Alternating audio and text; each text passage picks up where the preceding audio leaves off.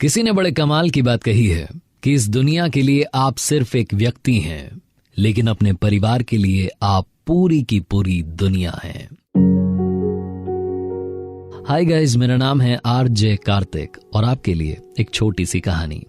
ये कहानी एक फादर और सन की। एक बार एक पापा जी अपने ऑफिस से फ्रस्ट्रेट होकर के देर शाम में घर पहुंचे। जैसे उन्होंने डोरबेल बजाई, दरवाजा खोला उनके 5 साल के छोटे बच्चे ने, और वो पापा से लिपट गया और जोर जोर से बोलने लगा कि मम्मी देखो पापा आ गए, पापा आ गए। बड़ा खुश था बच्चा, लेकिन पापा गुस्से में थे, फ्रस्ट्रेटेड थे। अपने बच्चे को साइड कर दिया और कहा कि बेटा साइड हो जाओ। क्या ये बच्चों वाली बात कर रहे हो? 5 साल के बच्चे को पापा जी कह रहे थे कि क्या आप बच्चों वाली बात कर रहे हो? छोटा बच्चा फिर भी नहीं माना, पापा के पीछे पीछे चला आया। पापा आकर के ड्राइंग रूम में काउच पर बैठे हुए थे, सोफे पर बैठे हुए थे, उनके पास आकर के बच्चा फिर से बैठ गया और मस्ती करने लगा और कहने लगा कि पापा आप जल्दी क्यों नहीं आते, ये क्यों नहीं करते, वो क्यों नहीं करते, मेरे लिए खिलौने क्यों नहीं लाते, चॉकलेट क्यों नहीं लाते, बहुत कुछ कह रहा था। तो पापा जी ने कहा कि बेटा क्या चाहिए, आप मुझे परेशान मत करो। उस बच्चे ने फिर से कहा कि पापा मुझे आपसे ना एक बहुत जरूरी सवाल पूछना है, क्या आप जवाब दोगे? पापा को लगा कि एक सवाल ही तो पूछ रहा है, उसका जवाब देकर के इसको फ्री करता हूं। तो उससे कहा कि बेटा पूछो क्या सवाल है। पापा बड़े थके हुए, गुस्से में, फ्रस्ट्रेटेड, अपने बच्चे को एंटरटेन करने का बिल्कुल मन नहीं, उससे बात करने का मन नहीं हो रहा था, लेकिन मजबूरी थी। तो उससे पूछा कि पूछो अपना सवाल पूछो फटाफट से। उस छोटे बच्चे ने कहा कि पापा आप 1 घंटे में कितना रुपया कमाते हैं? जहां बच्चे ने कहा, पापा जी का गुस्सा और बढ़ गया। बच्चे को डांटने लगे कि तुम्हें पैसा चाहिए, इसलिए तुम मुझसे फालतू के सवाल कर रहे हो, बताओ कितना रुपया चाहिए तुम्हें? तो उस छोटे से बच्चे ने कहा कि पापा बताओ ना, आप 1 घंटे में कितने रुपए कमाते हैं? पापा ने गुस्से में कहा मैं 100 रुपए कमाता हूं। तो छोटे से बच्चे ने कहा कि पापा क्या मुझे 50 रुपए आप उधार दे सकते हैं? पापा का गुस्सा और बढ़ गया, उस बच्चे को डांट करके वहां से भगा दिया। बच्चा रोता रोता रोता अपने कमरे में चला गया। आधे 1 घंटे के बाद में, डिनर करने के बाद में, पापा जी का गुस्सा शांत हुआ। उन्हें लगा कि बच्चा आज फालतू ही मैंने उसको डांट दिया, पता नहीं उदास होगा, रो रहा होगा। अपने बच्चे के रूम में गए तो जाकर के देखा कि बच्चा सोया नहीं था, उसको नींद ही नहीं आ रही थी, वो रो रहा था, करवट बदल रहा था। जाकर के अपने बच्चे को हक किया और कहा कि बेटा सॉरी, आज मैंने आप पर ज्यादा गुस्सा कर लिया, बताओ आपको पैसे क्यों चाहिए थे? इनको लगा कि शायद उस बच्चे को काम होगा तो उसको 50 रुपए दे दिए। बच्चा तुरंत उठा अपने बिस्तर से और अलमीरा के पास गया, वहां से गुल्लक निकाली और गुल्लक को फोड़ दिया। उसमें बहुत सारे पैसे थे, चिल्लर थी। तो पापा जी गुस्सा करने लगे कि क्या बात है ये, आपके पास तो पहले से पैसे थे, आपने और पैसे क्यों मांगे? छोटा बच्चा आपकी बार रोया नहीं, सारे पैसे इकट्ठे किए अपने हाथ में और पापा के पास ला करके रख दिया और कहा कि पापा ये 100 रुपए से ज्यादा ही हैं, क्या मुझे आपका सिर्फ 1 घंटा मिल सकता है? पापा प्लीज कल आप जल्दी आ जाना ना, आपके साथ डिनर करने का मन करता है। छोटे से बच्चे ने जब ये कहा तो पापा की आंख में आंसू थे। कई बार इस भागती दौड़ती जिंदगी में हम अपनों से इतना दूर हो जाते हैं कि अपनों को हमें याद दिलाना पड़ता है कि हम भी हैं। और आप चाहे दुनिया के लिए एक व्यक्ति हों, लेकिन हमारे लिए तो आप ही पूरी दुनिया है। जिंदगी में हमेशा याद रखिएगा कि अपने सपनों के पीछे, अपने गोल के पीछे, अपनी जिंदगी में करियर के पीछे भागते भागते इतना आगे मत चले जाना कि अपनी फैमिली से, अपनों से दूर हो जाओ। अपनों के प्यार के साथ कर दिखाओ कुछ ऐसा कि दुनिया करना चाहे आपके जैसा।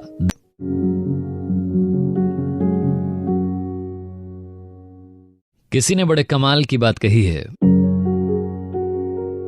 कि जिंदगी की परीक्षा में कभी नंबर नहीं मिलते, इसीलिए जब लोग आपको दिल में जगह दे दें तो समझ लीजिएगा पास हो गए आप। हाय गाइस, मेरा नाम है आरजे कार्तिक और आपके लिए एक छोटी सी कहानी। ये कहानी एक ऐसे राजा की जिसकी उम्र ढल चुकी थी, जो बूढ़ा हो चला था। समस्या ये नहीं थी कि उसने उत्तराधिकारी का चुनाव नहीं किया था, उसने अपने बड़े बेटे को अपने राज्य का अगला राजा घोषित कर दिया था। समस्या ये थी कि उसके पास में अब उम्र में बड़े कम साल बचे थे, बड़ी कम उम्र बची थी। बहुत सारे वैद्यों ने, बहुत सारे ज्योतिषियों ने कह दिया था कि आपका समय खत्म होने को आया है। आप एक काम कीजिए, जंगल में चले जाइए, सन्यास लीजिए, कुटिया बनाइए, वहीं रहिए और ऊपर वाले की भक्ति में थोड़ा समय लगाइए। राजा लेकिन अकेले नहीं जाना चाहता था। राजा की 4 रानियां थी और वो उनमें से किसी एक के साथ में सन्यास लेना चाहता था। चौथी रानी, जिससे नई नई शादी हुई थी, नई नई मोहब्बत थी, राजा चाहता था कि उसके साथ में सन्यास ले ले। वो अगर साथ में चली जाएगी तो जो जिंदगी के आखिरी साल हैं अच्छे से बीत जाएंगे। राजा की ये मन में ख्वाहिश थी। इसी ख्वाहिश को लेकर के जो चौथी रानी का राजमहल था वहां पहुंचा। चौथी रानी को जाकर के बताया कि मुझे इस राज्य के विद्वानों ने सलाह दी है कि अब आप सन्यास ले लीजिए और मैं चाहता हूं कि मैं संन्यास लूं, लेकिन आपके साथ।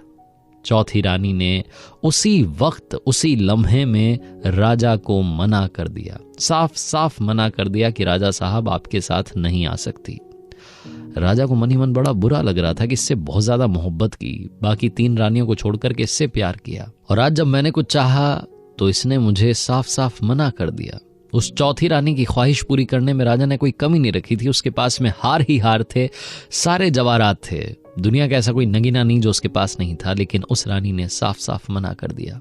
राजा मायूस होकर के उस राजमहल से निकला, और अब बारी थी तीसरी रानी के राजमहल में जाने की, उनसे रिक्वेस्ट करने की कि आप मेरे साथ चलिए संन्यास के लिए। तीसरी रानी के पास पहुंचा, जाकर के कहा कि मुझे संन्यास लेना है, विद्वानों ने सलाह दी है, सब चाहते हैं कि मैं जाकर के कुछ साल जो जिंदगी के आखिरी बचे हैं, जो कम उम्र बची है, इससे ऊपर वाले की भक्ति में लगाऊं, और मैं चाहता हूं कि आप मेरे साथ चलें। तीसरी रानी ने कहा कि राजा साहब, मैं आपके साथ नहीं चल सकती। अगर आप चाहते हैं तो जिंदगी के जो बचे हुए साल हैं यहीं बिताइए, मैं आपके साथ रहूंगी, लेकिन अगर आप वाकई में यहां से चले जाएंगे, संन्यास ले लेंगे, तो मैं दूसरी शादी कर लूंगी। राजा ने जब यह सुना तो राजा के होश उड़ गए। उसके मुंह पर उसकी रानी ने कह दिया कि मैं दूसरी शादी कर लूंगी। राजा वहां से भी उदास होकर के चल दिया, और अब बारी थी दूसरी रानी की। दूसरी रानी के राजमहल में पहुंचा, उनके कक्ष में पहुंचा, और जाकर के उन्हें भी यही कहा कि विद्वानों ने कहा है कि मुझे संन्यास लेना है, क्या आप मेरे साथ मेरी जिंदगी के बचे हुए साल बिताने के लिए जंगल चलने के लिए तैयार हैं? दूसरी रानी, जिससे थोड़ी बहुत मोहब्बत बची थी, उस दूसरी रानी ने राजा साहब को कहा कि राजा साहब, बड़ा मन था आपके साथ चलने का, संन्यास लेने का, लेकिन अभी तो मेरी उम्र काफी बची है और इतनी जल्दी समय नहीं आया कि मैं संन्यास लूं। हाँ, एक काम कर सकती हूँ कि आप जब संन्यास ले लेंगे, जब आप जंगल में चले जाएंगे, जब आप इस दुनिया से शरीर को त्याग करके चले जाएंगे, यानी कि जब आपकी मौत हो जाएगी, तो आपका अंतिम संस्कार करवा दूंगी। तब तक के लिए आप जाइए, आराम से अपना संन्यास बिताइए, वहीं रहिए। जब आप यहाँ से चले जाएंगे दुनिया छोड़ करके, तो आपका अंतिम संस्कार शाही तरीके से होगा, इसकी फिक्र आप मत कीजिएगा। लेकिन माफी चाहती हूँ, मैं आपके साथ नहीं आ सकती। दूसरी रानी ने भी मना कर दिया। राजा की आंखें नम थीं, आंसू बस जमीन पर गिरने वाले थे। अचानक से एक आवाज आई कि राजा साहब, मैं आपके साथ चलने के लिए तैयार हूं, बताइए कहां चलना है। राजा ने पलट करके देखा तो दरवाजे पर उसकी पहली रानी खड़ी थी। वो रानी जिसके शरीर पर एक भी गहना नहीं था, क्योंकि राजा ने उसे कब का भुला दिया था, उसकी परवाह नहीं की थी, उसका ख्याल नहीं रखा था। उसने कहा कि मैं आपके साथ आपकी जिंदगी के आखिरी पल, आखिरी लम्हे बिताने के लिए तैयार हूं, आपके साथ जंगल में चलने के लिए तैयार हूं, बताइए मेरे स्वामी कहां चलना है। राजा उदास, मायूस, लेकिन खुश भी कि चलो किसी ने तो साथ दिया, पहली रानी के साथ वहां से संन्यास के लिए चला गया। ये कहानी राजा और उसकी 4 रानियों की नहीं है, ये कहानी आपकी, मेरी और हम सब की है। हम सब की जिंदगी में वो 4 रानियां हैं। चौथी रानी, जिससे हमें लगता है कि हम सबसे ज्यादा मोहब्बत करते हैं, हमेशा उसका ख्याल रखते हैं, हमारा शरीर हम हमेशा चमका करके रखना चाहते हैं, फिट रहना चाहते हैं, चेहरा चमका करके रखना चाहते हैं, पूरा इन्वेस्टमेंट कर देते हैं, लेकिन जब यहां से अलविदा कहने का समय आता है तो शरीर नहीं जाता। तीसरी रानी, यानी कि वो मटेरियलिस्टिक चीजें जिनमें हमारा मन लगा रहता है, शानदार बंगला होना चाहिए, बड़ी गाड़ी होनी चाहिए, बड़ा फोन होना चाहिए, दुनिया की ऐसी कोई सुख सुविधा नहीं जो मेरे पास ना हो, उनमें हमारा दिमाग लगा रहता है। लेकिन वो तीसरी रानी, उसने कहा था कि आप चले जाएंगे तो मैं दूसरी शादी कर लूंगी, आई विल रीमैरी। यानी कि जब आप और हम इस दुनिया से चले जाएंगे तो ये जो सारी चीजें जिन्हें हम अपना मान रहे हैं, ये किसी और की हो जाएंगी। और अब बात करते हैं दूसरी रानी की। दूसरी रानी ने कहा कि मैं आपके साथ तो नहीं आ सकती, लेकिन जब आप इस दुनिया को छोड़ करके चले जाएंगे तो आपका अंतिम संस्कार अच्छे से करवा दूंगी, शाही तरीके से करवा दूंगी। दूसरी रानी यानी कि आपकी फैमिली, आपके क्लोज्ड वंस, आपके लव्ड वंस, वो जितना चाहें आपके साथ नहीं आ सकते। जब आपको जलाया जा रहा होगा, दफनाया जा रहा होगा, वो चाह करके भी उसी पल, उसी लम्हे में आपके साथ दुनिया नहीं छोड़ सकते। अंतिम संस्कार तक आपके साथ जरूर आ सकते हैं। इसीलिए दूसरी रानी ने कहा कि आप चले जाइए संन्यास, अंतिम संस्कार की जिम्मेदारी मेरी होगी। और पहली रानी, जिसकी ना उस राजा ने परवाह की और ना हमने परवाह की, यानी कि हमारी अपनी सोल, हमारी अपनी आत्मा, जिसका हमने ख्याल नहीं रखा, जो हर लम्हा हमारे साथ है, हर पल हमारे साथ है, हर फैसले में हमारे साथ है, जिसकी हमने कभी परवाह नहीं की, जिसके लिए हमने कभी समय नहीं निकाला, वही हमारे साथ इस दुनिया को छोड़ करके जब हम जाएंगे तो वही हमारे साथ जाएगी। इस छोटी सी कहानी से बस यही कहना चाहता हूं कि अगर आप वाकई में मन की शांति चाहते हैं, पीस ऑफ माइंड चाहते हैं, तो बहुत जरूरी है अपनी पहली रानी का ख्याल रखें, उस सोल का ख्याल रखें जिसकी वजह से हम इस दुनिया में हैं। मेडिटेशन कीजिए, सुकून दीजिए, उस आत्मा को क्या चाहिए उससे बात करके देखिए। जिंदगी में चाहे जितना पैसा आ जाए, जब तक आप अंदर से खुश नहीं हैं, आप वाकई में खुश नहीं हैं। आरजे कार्तिक बस यही कहता है, ऊपर वाले के आशीर्वाद के साथ, अपनों के प्यार के साथ, अपनी मेहनत के साथ कर दिखाओ कुछ ऐसा कि दुनिया करना चाहे आपके जैसा। और किसी ने बड़े कमाल की बात कही है कि लोगों के काम आते रहिए, क्योंकि कुदरत का उसूल है, जिस कुएं से लोग पानी पीते रहते हैं उसका पानी कभी नहीं सूखता। हाय गाइस, मेरा नाम है आरजे कार्तिक और आपके लिए एक छोटी सी कहानी। ये कहानी भगवान गौतम बुद्ध की। बात उन दिनों की है जब वो एक गांव से दूसरे गांव में जाते थे, एक शहर से दूसरे शहर में जाते थे, भ्रमण पर निकले थे अपने शिष्यों के साथ और अलग अलग जगह जाकर के प्रवचन दिया करते थे, उपदेश दिया करते थे, कोशिश करते थे कि लोगों की जिंदगी में उनकी बातों से कुछ तो फर्क पड़ जाए, कुछ अच्छी बातों को लोग ग्रहण कर लें तो उनकी जिंदगी बदल जाए। एक बार ऐसे ही एक गांव से दूसरे गांव के लिए निकले थे। रास्ता काफी लंबा था। चलते चलते दोपहरी का वक्त था, बड़ी जोर की प्यास लगने लगी। उनके शिष्यों ने कहा कि गुरुदेव, हमें विश्राम कर लेना चाहिए। भगवान गौतम बुद्ध ने वो बात मान ली और बरगद के पेड़ के नीचे विश्राम करने के लिए रुक गए। तभी उन्होंने अपने एक शिष्य से कहा कि काम कीजिएगा, इस बरगद के पेड़ से 20 कदम दूर जाइए और वहां जाकर के 2 बार गोल चक्कर लगाइए, परिक्रमा लगाइए और वापस आइए। शिष्य ने वही किया। जब वापस आया तो भगवान गौतम बुद्ध ने उससे पूछा कि क्या आपको कहीं से ठंडी हवा आ रही थी? शिष्य ने कहा कि हाँ, मुझे उत्तर दिशा से ठंडी हवा आ रही है। भगवान गौतम बुद्ध ने कहा कि फिर ठीक है, बर्तन लेकर के जाओ और उत्तर दिशा में कोई ना कोई पीने के पानी का स्थान होगा, वहां से पानी भर करके लाओ और सबकी प्यास बुझाओ। शिष्य ने कहा जो आ गया। उसके बाद वो निकल गया। उत्तर दिशा में थोड़ा चला तो वाकई में उसके लिए सरप्राइज था, वहां गांव का एक बड़ा तालाब था। लेकिन सबसे बुरी बात यह थी कि उस तालाब के किनारे लोग गंदगी मचाए बैठे थे। यानी कि वहां पर कोई कपड़े धो रहा था, कोई अपने जानवरों को नहला रहा था, कोई खुद नहा रहा था। पूरे तालाब की मिट्टी ऊपर आ चुकी थी, तालाब में गंदा पानी था। शिष्य को समझ नहीं आया कि यहां से पीने का पानी भर करके अपने भगवान के लिए कैसे लेकर के जाऊं, अपने बाकी साथियों के लिए कैसे लेकर के जाऊं। उस शिष्य ने बहुत देर इंतजार किया, मन ही मन जो गुस्सा आ रहा था उसको कंट्रोल किया। तभी एक और गांव वाला आया, अपने साथ में 3-4 भैंसे लाया और सीधी उसने तालाब में उतार दी। अब की बार और पानी गंदा हो गया और शिष्य को गुस्सा आया। वो बस भला बुरा सुनाने ही वाला था कि अचानक उसे उसके गुरुदेव भगवान की वो बात याद आई कि शांत रहिए। शिष्य ने अपने आप को शांत रखा और चुपचाप वहां से वापस उसी बरगद के पेड़ के पास आ गया। भगवान गौतम बुद्ध को प्रणाम किया और कहा कि मुझे माफ कीजिएगा, आपके लिए और बाकियों के लिए पीने का पानी नहीं ला पाया। उन्होंने पूछा कि हुआ क्या? तो अचानक से उस शिष्य का वो जो गुस्सा था, जो उसने अंदर रोक रखा था, वो बाहर फूट पड़ा और वो भगवान गौतम बुद्ध के सामने कहने लगा कि वहां हाल बेहाल हो रखा है, गांव वालों को शर्म नहीं आती, पता नहीं क्या क्या सुनाने लगा। भगवान गौतम बुद्ध ने कहा कि शांत हो जाओ, थोड़ी देर के लिए यहीं विश्राम करते हैं, उसके बाद यहां से चलेंगे।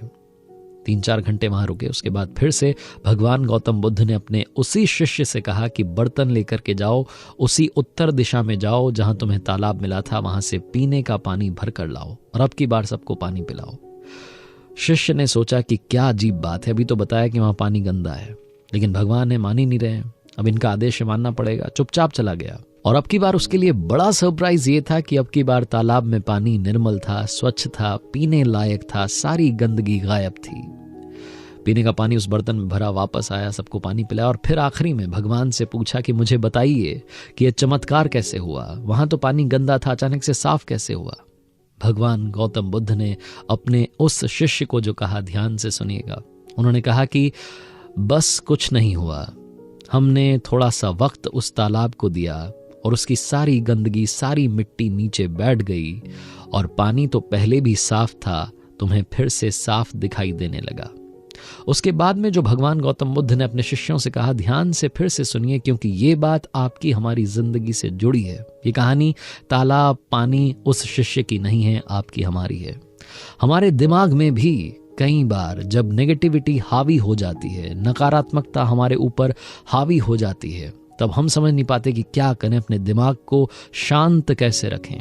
थोड़ा सा वक्त दीजिए। इस कहानी में आपने सुना कि उस शिष्य ने कुछ नहीं किया, बस भगवान गौतम बुद्ध ने कहा कि कुछ देर के लिए यहाँ और रुकते हैं।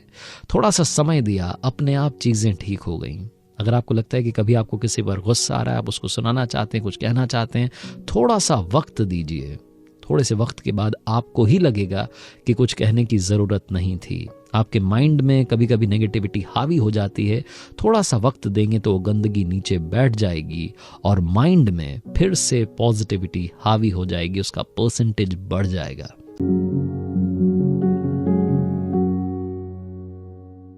किसी ने बड़े कमाल की बात कही है कि जिंदगी में संकट का हर दरिया पार भी होगा, थोड़ी सी हिम्मत रखिए, देखना एक दिन चमत्कार भी होगा। हाय गाइस, मेरा नाम है आरजे कार्तिक और आपके लिए एक छोटी सी कहानी। ये कहानी एक ऐसे सेठ जी की जिनके पास में बहुत सारी फैक्ट्रीज थीं, बहुत बड़ा बिजनेस था, लेकिन वो नास्तिक थे। ऊपर वाले से दूरी बनाए रखने में उनको अच्छा लगता था। लेकिन उनके जो घर वाले थे वो बिल्कुल ऑपोजिट थे सेठ जी के। उन्हें पूजा पाठ में, हवन में, ऊपर वाले में बड़ा यकीन था, बड़ा विश्वास था, बड़ी श्रद्धा थी। एक दिन एक फैक्ट्री का दौरा करने के बाद में सेठ जी वापस आए और शाम में जब घर पहुंचे तो देखा कि सारे घर वाले पूजा पाठ में लगे थे। सेठ जी चुपचाप अपने कमरे में चले गए, दिन भर का हिसाब करने लगे, एनालाइज करने लगे कि क्या सही हुआ, क्या गलत हुआ। नौकर से कहा कि एक कप कॉफी बना लाना। नौकर एक कप कॉफी बनाने के लिए चला गया। अचानक से सेठ जी को सीने में दर्द होने लगा, बेचैनी होने लगी। तुरंत नौकर को आवाज दी और कहा कि कॉफी बाद में, पहले डॉक्टर्स को बुलाओ। उस शहर के जितने बड़े डॉक्टर्स थे उनकी एक टीम वहां पहुंच गई। सेठ जी की हर तरीके से जांच की गई। सेठ जी हर तरीके से फिट थे, लेकिन डॉक्टर्स को बार बार कह रहे थे कि मुझे अच्छा नहीं लग रहा है। डॉक्टर्स ने कहा कि ठीक है, आपको अच्छा नहीं लग रहा तो कुछ दवाई आपके लिए लिख करके चले जाते हैं, वैसे आपकी तबीयत को कुछ नहीं हुआ, आप बिल्कुल स्वस्थ हैं, मस्त रहिए, ज्यादा चिंता मत कीजिए, बिजनेस का लोड मत लीजिए, सब अच्छा होगा। सेठ जी ने कहा कि अरे कोई चिंता नहीं है, बस ऐसे ही मुझे अंदर से अच्छा नहीं लग रहा है। डॉक्टर्स ने दवाई लिखी, नौकर दवाई लेने के लिए गया, वापस आया, सेठ जी को दवाई दी। खाना खाने के बाद में सेठ जी आराम करने के लिए अपने रूम में चले गए, लेकिन उन्हें नींद नहीं आ रही थी। करवट बदल रहे थे, करवट बदलते बदलते कब रात की 3 बज गई उन्हें मालूम ही नहीं चला। उन्होंने घड़ी देखी तो मालूम चला कि रात की 3 बज रही है। बेचैनी अभी भी उसी लेवल पर थी, अभी भी उन्हें अंदर से ठीक नहीं लग रहा था, अच्छा महसूस नहीं कर रहे थे। उन्हें लगा कि शायद ये बंद कमरे में हूं, घुटन हो रही है, इसलिए उस बंद कमरे से बाहर निकले। बड़ा सा घर था, शानदार बंगला था, बगीचे में आकर के टहलने लगे। वहां भी उन्हें सुकून नहीं मिला, तो सेठ जी ने चप्पल पहनी और निकल गए अपनी कॉलोनी में सड़क पर घूमने के लिए। वो पुराने दिन याद करने लगे जब आराम से बिना किसी रोक टोक के घूमने जाते थे, जिंदगी को जीते थे। अब तो सिर्फ और सिर्फ बिजनेस में उलझ करके रह गए थे, अपने परिवार के बारे में, बिजनेस के बारे में सोचते चले जा रहे थे और कब घर से दूर निकल गए मालूम ही नहीं चला। सड़क किनारे एक चबूतरा था, वहां जाकर के बैठ गए, अपनी चप्पल नीचे उतार दी और आराम से अपनी जिंदगी के बारे में सोचने लगे। वहां उन्हें उस चबूतरे पर अच्छा लग रहा था। तभी अचानक से कुत्ता आया और उनकी एक चप्पल मुंह में दबा करके भाग गया। ये जो अचानक से घटना हुई, सेठ जी चौंक गए, अपनी एक चप्पल पहनी और कुत्ते के पीछे भागते चले गए। कुत्ता दौड़ता दौड़ता एक झुग्गी झोपड़ी में घुस गया। उस कुत्ते को जोर से आवाज लगाई तो उस कुत्ते ने वो जो चप्पल मुंह में दबाई थी उसे वहां छोड़ी और आगे भाग गया। सेठ जी वहां पहुंचे जहां उसने चप्पल छोड़ी थी, चप्पल पहनी और याद आया कि मैं कहां, मतलब इतना लेट हो गया हूं, अब तो मुझे घर वापस चलना चाहिए। वो दूसरी चप्पल पहन करके घर की तरफ निकलने ही वाले थे कि अचानक से उन्हें किसी के जोर जोर से रोने की आवाज आने लगी। उन्हें समझ नहीं आया कि इतनी देर रात में, सुबह होने को आई है, कौन रो रहा है। ध्यान दिया तो मालूम चला कि एक झोपड़ी में एक महिला रो रही थी, जोर जोर से चिल्ला रही थी। सेठ जी के एक मन ने कहा कि अपने को क्या मतलब है, अपन तो घर चलते हैं, मेरा कोई मतलब नहीं है, मैं जानता नहीं हूं, पहचानता नहीं हूं, क्यों किसी के पचड़े में पड़ना। फिर उनके दूसरे मन ने कहा कि एक बार जाकर के पूछ तो लेते हैं कि चक्कर क्या है। वो जो दूसरे मन की अच्छी आवाज थी उसे सेठ जी ने सुना। हिम्मत करके उसकी झोपड़ी के पास गए महिला की और वहां जाकर के दरवाजा खटखटाया। महिला ने दरवाजा खोला, रोती चली जा रही थी। सेठ जी ने सबसे पहले तो माफी मांगी कि मुझे माफ कीजिएगा, मैं यहाँ से गुजर रहा था, आपके रोने की आवाज़ आई और मुझे लगा कि मुझे आपसे बात करनी चाहिए, बुरा मत मानिएगा, कुछ गलत मत समझिएगा। उस महिला ने कहा कि मैं तो किसी भी चीज़ का बुरा नहीं मान रही, जिंदगी ने मेरे साथ बुरा कर दिया है। वो रोती चली जा रही थी। सेठ जी ने पूछा कि क्या हो गया है, इतनी सुबह आप क्यों रो रही हैं, 4 बजने को आई है। उस महिला ने कहा कि क्या बताऊं, मेरी ये 7 साल की बच्ची है, बीमार है, इसका ऑपरेशन होना है, इसका इलाज करवाना है, लेकिन मेरे पास में पैसा नहीं है। सेठ जी ने पूछा कि आप कहाँ काम करती हैं, जहाँ काम करती हैं उनसे मदद मांगती। उस महिला ने बताया कि वो घर घर जाकर के झाड़ू पोंछा करती है, लेकिन कोई भी मदद करने के लिए आगे नहीं आ रहा है। सब ने कहा कि हमारे पास में इतना पैसा नहीं है। सेठ जी ने अब की बार फिर से उस महिला से दूसरा सवाल पूछा कि ठीक है, आपकी कोई मदद नहीं कर रहा है, लेकिन ऐसे सुबह सुबह 4 बजे यहाँ रोने से चिल्लाने से क्या कोई मदद मिल जाएगी? उस महिला ने जो कहा ध्यान से सुनिएगा। उस महिला ने कहा कि कल यहाँ से एक बाबा जी निकले थे। मैं अपना दुखड़ा उनके सामने रोने लगी तो उन्होंने कहा कि बेटा कुछ मत करो, बस सुबह 4 बजे का इंतजार करो, और जैसे ही 4 बजे वैसे ही अपनी झोपड़ी की दीवार से सर लगा करके जोर जोर से रोना, जोर जोर से चिल्लाना, देखना अपने आप तुम्हें मदद मिलेगी। जहां उस महिला ने कहा, सेठ जी का दिल पिघल गया। कभी उन्होंने ऊपर वाले की उस शक्ति में बिलीव नहीं किया था, लेकिन अचानक से उन्हें लगा कि कोई तो है जो इस दुनिया को चला रहा है। अचानक से सेठ जी का दिल पिघला और तुरंत डॉक्टर्स को कॉल लगाया और कहा कि एक बच्ची है जिसका ऑपरेशन अभी के अभी होना चाहिए, उसका इलाज कीजिए, उसे ठीक कीजिए। एम्बुलेंस को कॉल लगाया, उस बच्ची का ऑपरेशन करवाने के लिए सीधा उसे हॉस्पिटल भेजा। उस महिला से कहा कि कल से आप मेरी फैक्ट्री में काम करेंगी, आप मेरे घर में एक सर्वेंट क्वार्टर है खाली पड़ा है, उसमें रहेंगी, आपको यहाँ झोपड़ी में रहने की जरूरत नहीं है। सेठ जी वापस घर आ चुके थे, उनकी बेचैनी खत्म हो चुकी थी, लेकिन मन में एक सवाल बना हुआ था कि कौन है जो इस दुनिया को चला रहा है, जिसने मुझे वहां सुबह 4 बजे उस झोपड़ी के बाहर पहुंचा दिया। और अगर वाकई में कोई ऊपर वाला है तो फिर वो हमें जातियों के नाम पर, धर्म के नाम पर लड़ा क्यों रहा है? क्योंकि ना तो मैंने उस महिला से जाति पूछी, ना उसने मेरी जाति पूछी, बस ऊपर वाले ने मुझे एक जरिया बना करके वहां मदद करने के लिए भेज दिया। सेठ जी को एक बात तो समझ में आ गई कि ऊपर वाला चाहता है हम सब इंसानियत को अपना धर्म माने, एक दूसरे की मदद करने को अपना धर्म माने, जब भी कोई मुसीबत में हो तो उसकी मदद करते चलें। सेठ जी को एक और बात समझ में आ गई कि सिर्फ कर्म करने से कुछ नहीं होगा, मदद करना, मुस्कान बांटना भी बहुत जरूरी है, क्योंकि जो दूसरों की मदद करते हैं ऊपर वाला उनकी मदद करता है। छोटी सी कहानी है, बहुत सारे मैसेज आपको देती है, हमें देती है कि जिंदगी में मुस्कान बांटते चलिए, और ह्यूमैनिटी नाम का जो सबसे बड़ा रिलीजन है उसमें अपना बिलीफ बनाए रखिए।